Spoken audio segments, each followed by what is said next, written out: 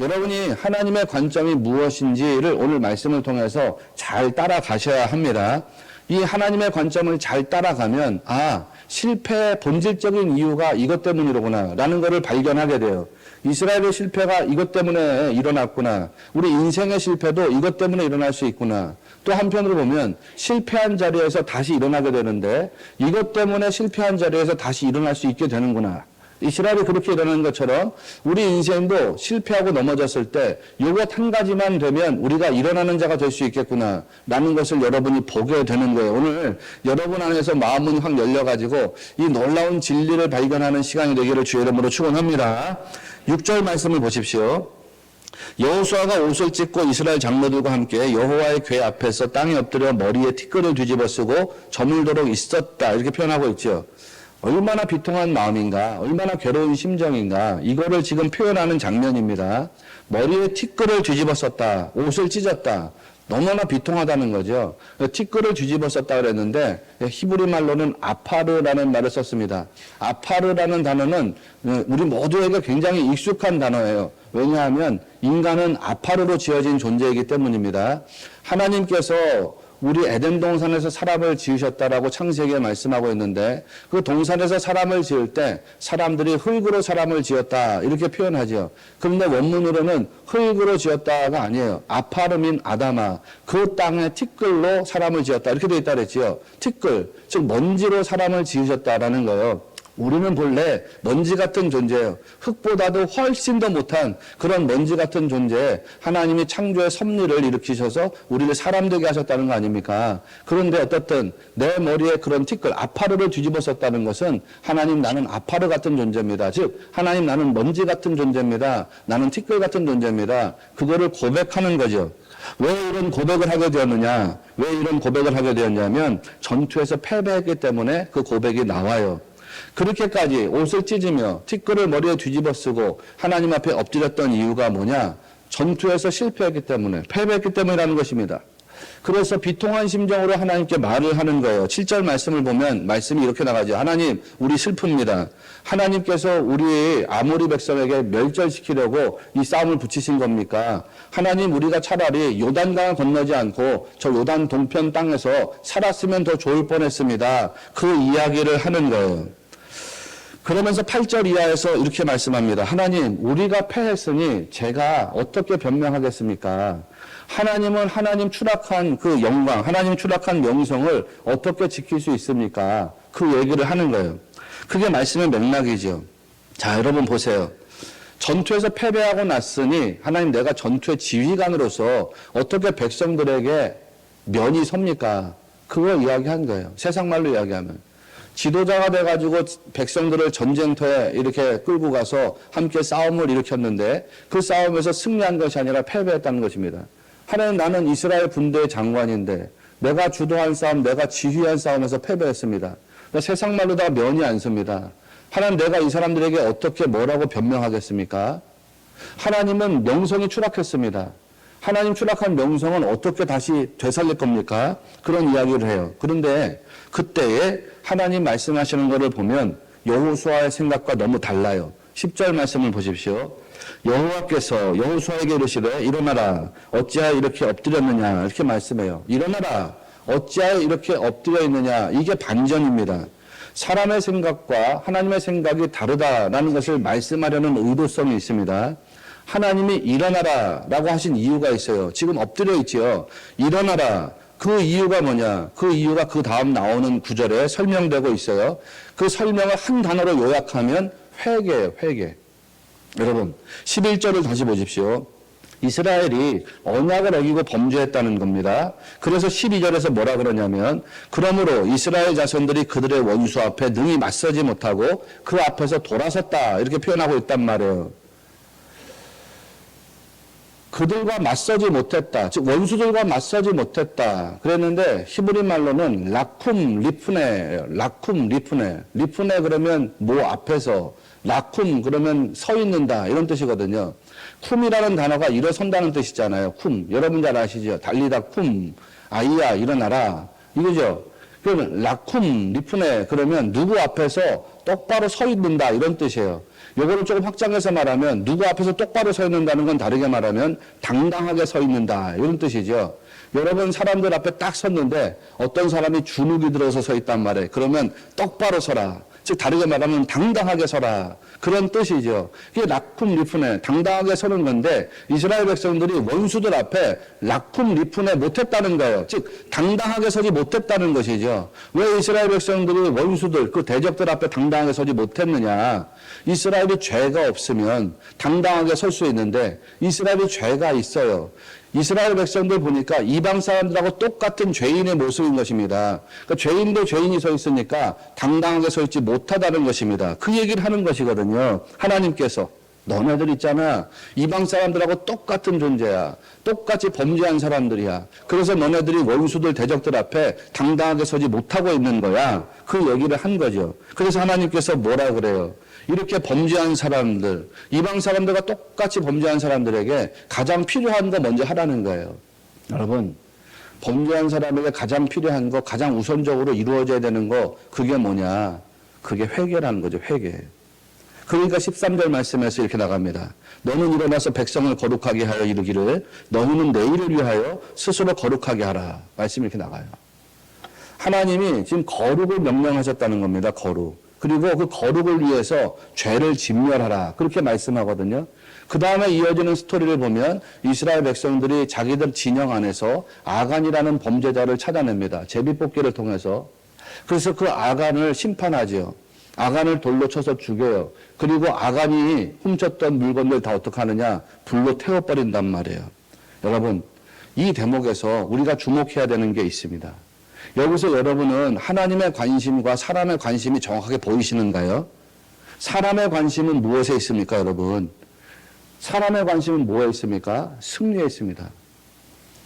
여호수아조차도 지금 놓치고 있는 게 있단 말이에요. 여호수아가 얼마나 위대한 믿음의 사람입니까? 모세의 수종자였고 모세의 후계자로서 이스라엘 군대를 이끌고 있는데 여호수아조차도 놓치고 이스라엘 장로들도 놓치고 이스라엘 백성들이 통째로 놓치고 있는 게 뭐냐? 그게 거룩이에요, 거룩. 거룩. 이게 보이셔야 돼요. 사람의 관심은 승리에 있습니다. 여호수아조차도 그랬습니다. 전투에서 승리해야지 내가 하나님 백성이라는 거예요. 전쟁에서 이겨야지 하나님 영광이 나타나는 거야. 우리가 싸움에서 이겨야지 하나님이 존귀하신 것이 드러난다. 이렇게 생각한 거예요. 그래서 패배한 다음에 티끌을 머리에 뒤집어 쓰고 하나님 앞에 엎드렸던 거예요. 사람들에게 있어서는 뭐가 중요하냐면 승리가 중요하다, 승리가. 무조건 이겨야 되는 거예요. 무조건 이겨야 되는 거. 세상 살아가면서 신자들조차도 그렇게 생각합니다. 아니 여호수아도 그랬으니까 우리가 그렇게 생각하는 거 너무 당연할 수 있어요. 믿는 사람들조차도 뭐에 관심 두냐면 승리에 관심을 둡니다. 승리, 성공하는 거에 관심을 둡니다. 내가 만족이 되는 거에 관심을 둡니다. 내가 승리하고 성공하고 출세하고 뭐 이루는 거 이런 게 관심을 둔단 말이에요. 이게 사람의 관심사거든요. 그래서 어디에 나가서 싸움에 붙으면 무조건 이겨야 되는 거예요. 그런데 하나님의 관심, 하나님의 길은 다르더라는 거예요. 하나님의 관심은 뭐냐? 거룩이라는 게 거룩. 전투에서 이길 수도 있고 질 수도 있어. 너네가 영광 받을 수도 있고 영광이 떨어질 수도 있어. 존귀할 수도 있고 거름덩이에 처해질 수도 있어. 그런데 중요한 건 싸움에서 이기느냐 지느냐 이게 중요한 게 아니라 너의 상태가 중요한 거야. 사람들에게 중요한 건 이기느냐 지느냐가 중요해요. 근데 하나님께 중요한 건 이기느냐 지느냐가 중요한 게 아니라 너희의 상태가 중요하다. 여러분 여호수아의 생각을 보십시오. 9절에서 주의 크신 이름을 위하여 어떻게 하시려 하나이까 이렇게 말하죠. 하나님의 이름은 큰 이름인데 지금 싸움에서 패배해가지고 그 큰 이름이 떨어졌습니다. 그 크신 이름이 망신당했습니다. 그 얘기 하는 거예요. 하나님 이름이 망신당했는데 어떻게 하나님 망신당한 이름 다시 끌어올릴 겁니까? 여호수아가 이렇게 이야기한단 말이에요. 왜 그렇게 생각합니까? 싸움에서 이겨야지 하나님 영광이 나타난다고 생각했기 때문입니다. 그런데 하나님은 그게 아니라는 거예요. 하나님은. 사람들은 그렇게 생각한다고요. 내가 자식을 잘 키워가지고 하나님 영광이 나타나야지. 근데 잘 키우는 기준이 뭐냐면 하나님 기준하고 너무 멀어요. 내가 우리 자식 좋은 대학에 보내서 하나님 영광이 나타나야지. 좋은 직업을 갖게 해서 하나님 영광이 나타나야지. 내가 좋은 재물을 가져가지고 하나님 영광이 나타나야지. 뭔가 사회적으로 뭘 얻어야지. 성공해야지. 승리해야지. 하나님 영광이 나타나는 것이지. 그렇게 생각해요. 그래서 뭐가 안 되면 하나님 영광을 가렸다고 생각하는 거예요. 시험에 떨어지면 하나님 영광을 가렸지. 무슨 나 사업하다가 실패하면 하나님 영광을 가렸지. 무슨 출세가 안 되고 직급이 안 올라가면 하나님 영광을 가렸지. 그렇게 생각한단 말이에요. 그것이 우리 믿는 자들의 생각 안으로 침투해 들어와 있어요. 절대로 그렇게 생각하면 안 돼요. 여호수아조차도 어떻게 생각했냐. 이겨야지 하나님 영광이 나타난다고 생각한 거예요. 자리를 가져야지 하나님 영광이 나타난다고 생각한 거거든요. 그런데 하나님은 다르다는 거예요. 하나님은 어떤 때 하나님 영광이 나타난다고 말하냐면 너희가 거룩해야지 하나님 영광 나타난다는 거예요. 믿으시기 바랍니다. 그러니까 13절에서 뭘 얘기하냐. 내일을 위하여 스스로 거룩하게 하라 이렇게 나가요. 이기든지 지는지 중요한 거 아니에요. 내가 부자로 사느냐 가난한 자로 사느냐가 중요한 게 아니에요. 내가 건강하냐 아프냐가 중요한 게 아니에요. 내가 나의 꿈과 소망을 성취했느냐, 성취하는 과정이냐, 이루지 못했느냐, 이게 중요한 게 아니라는 거예요. 제일 중요한 게 뭐냐면 너희의 거룩이 중요해. 상태가 중요해. 그러니까 13절에서 내일을 위하여 스스로 거룩하게 하라. 내일의 승리를 위해서 거룩하게 하라는 게 아닙니다. 내일 너희들이 전쟁할 건데 그 싸움에서 승리하려면 너희 거룩해야 돼. 그런 뜻이 아니에요. 착각하면 안 돼요. 내일의 승리를 위해서 거룩해라. 내일의 성공을 위해서 거룩해라. 내일의 무슨 성취를 출세를 위해서 거룩해라. 그런 게 아니에요. 하나님의 우선적인 관심사가 뭐냐. 이게 거룩이란 말이에요. 그런데 어떻게 거룩하느냐면 내일을 위해서 내일이라고 하는 인생 전체를 놓고서 볼 때에 너희들 그거를 위해서 거룩해라. 그렇게 이야기해요. 내일이라고 하는 하루의 부분을 위해서 거룩하라는 것이 아니에요. 내일이라고 하는 삶 전체를 위해서 내일을 살아가는 인생 전체를 위해서 거룩하게 하라. 이게 핵심입니다. 여러분, 이게 핵심이에요. 자기를 만족시키려고 하는 그런 상태에서 하나님을 만족시키려고 하는 상태, 그런 시스템 안으로 들어오기를 원하신단 말이에요. 그게 거룩이라는 게 그게 거룩. 거룩이 되면 어떻게 되느냐. 오늘 말씀 잘 보세요. 거룩이 되면 어떻게 되냐면 이게 놀라운 일이거든요. 거룩이 되면 내일을 하나님이 책임지신다는 것입니다. 여러분 믿으시기를 축원합니다. 그러니까 내일을 위하여 거룩하라. 내일을 위하여 거룩하게 하라는 거예요. 오늘이 거룩하면 내일을 하나님이 책임지신다는 거예요. 이게 안 믿어지십니까? 나는 이게 믿어지게 되시기를 축원합니다. 내일의 한 부분이 아니라니까요. 내일의 싸움에서 이스라엘 백성들이 이기고도 만족이 안 될 수도 있습니다.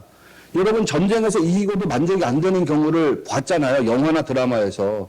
정말 어떤 전투에서 압도적으로 승리했는데 그 전투가 슬픈 전투가 될 수 있어요. 어떤 경우냐면 내가 가장 사랑하고 아끼던 장수가 그 전투에서 죽으면 사상자가 10명밖에 나지 않은 전투인데 하필이면 거기 내가 가장 사랑하는 장수가 아끼던 장수가 죽으면 그 전쟁의 승리가 기쁨이 되지 않아요. 이스라엘 백성들의 전투의 승리, 하나님 그거를 보장하시는 게 아니에요. 오늘을 거룩하면 내일을 책임진다는 거예요, 내일. 여러분이 오늘 거룩하면 내일의 인생의 부분을 책임지시는 것이 아닙니다. 오늘도 마찬가지죠. 여러분은 오늘 예배를 드리고 어떤 분은 집으로 돌아가시고 어떤 분은 식사하면서 교제할 거고 어떤 분은 집에 가서 뭐 가족들과 대화를 나눌 수도 있고 어떤 분은 집에 가서 TV를 볼 수도 있고 어떤 분은 어디 공원으로 산책을 갈 수도 있습니다. 이런 일 저런 일들 할 수 있어요. 그 이런 일 저런 일들의 부분을 하나님이 책임지시는 것이 아니라 그 이런 일 저런 일의 전부를 하나님이 책임지신다는 거예요. 뭐가 전제가 되면 거룩이 전제가 되면 하나님은 여러분의 모두를 책임진다는 사실을 믿으시기를 바랍니다. 그거 오늘 말씀이에요. 이 전제가 해결돼야 된다는 거거든요. 이 전제가. 거룩이라는 전제. 오늘 너희가 거룩하면 내일은 내가 다 책임질 거야. 그러니까 내일을 위해서 오늘 거룩하게 하라는 거예요. 여러분 이 진리를 붙잡으십시오. 여러분의 오늘이 거룩이면 하나님은 여러분의 내일을 다 책임지신다는 것을 꼭 믿으시기를 바랍니다. 그러면 우리가 알아야 되겠죠. 어떻게 목사님 거룩을 이룰 수 있습니까? 어떻게? 이 거룩이라는 건 그럼 뭡니까 여러분? 거룩이라는 건 너무 복잡하게 생각하지 말고요. 거룩은 나의 마음이 하나님 마음하고 같아지는 거예요. 여러분이 지금 예배드리고 있지만 이 예배드리는 형식이 거룩이 아니에요. 여러분의 마음이 하나님의 마음과 같아지는 거. 즉 여러분의 마음이 하나님의 마음에 딱 들어맞는 거. 즉 여러분의 마음이 하나님의 마음에 기쁨이 되는 거. 이 상태가 되는 거룩이란 말이에요. 이 상태는 여러분의 이 세상적인 노력으로 이루어질 수가 없어요. 막 독서를 한다 해가지고서 여러분 마음이 하나님 마음과 같아지느냐. 운동을 막 열심히 한다 그래서 여러분 마음이 하나님 마음과 같아지느냐. 악기를 막 열심히 친다 해가지고 여러분 마음이 하나님 마음과 같아지느냐. 그럴 수가 없어요. 성경이 우리에게 정확한 지도를 보여줬는데 거룩에 이르는 방법이 딱 하나예요. 디모데전서 4장 5절에 보니까 바울이 디모데에게 말씀을 전했어요. 무엇과 무엇으로 거룩이냐? 하나님의 무엇과 무엇으로 거룩에 이른다고 그랬습니까? 말씀과 기도로.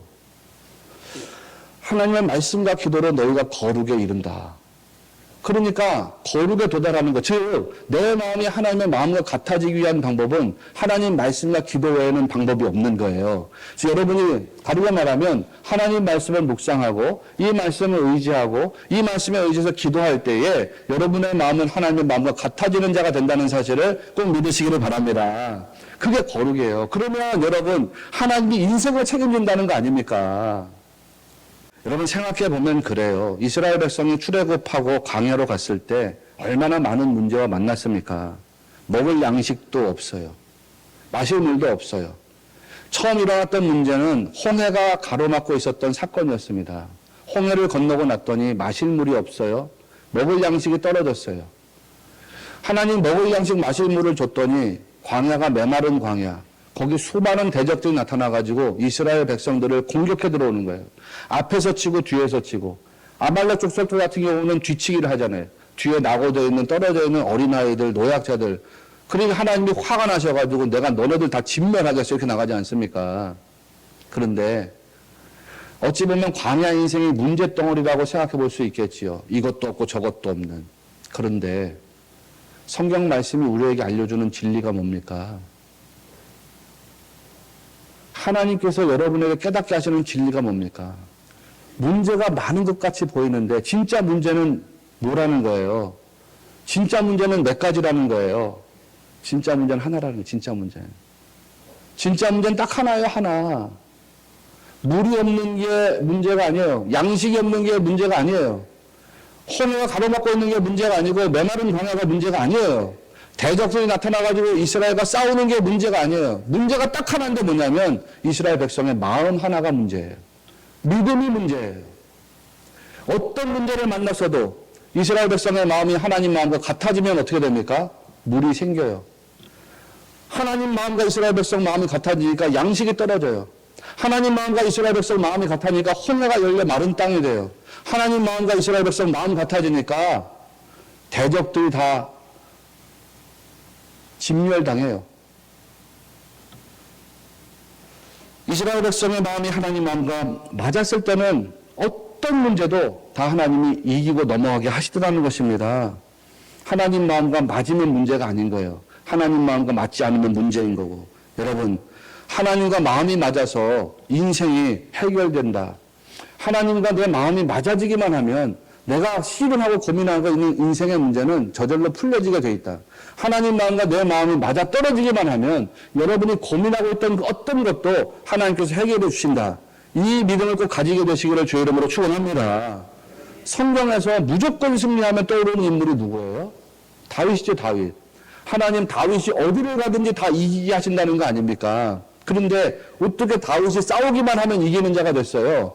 사도행전 13장 22절 말씀을 보니까 내가 이새의 아들 다윗을 만나니 내 마음에 맞는 사람이라 내 뜻을 다 이루리라 하시더라. 이렇게 나가요. 아멘입니까? 하나님 마음에 맞는 자가 되니까 하나님이 다 이기게 하셨다는 것입니다. 젊은 시절에 솔로몬 기억합니까? 1,000번제를 하나님 앞에 드리고 하나님께서 너 나한테 뭘 구하냐? 그랬더니 하나님 지혜를 구합니다. 그랬더니 하나님이 내가 너에게 지혜를 주겠어. 지혜만 줍니까? 부귀와 영광까지도 주지요.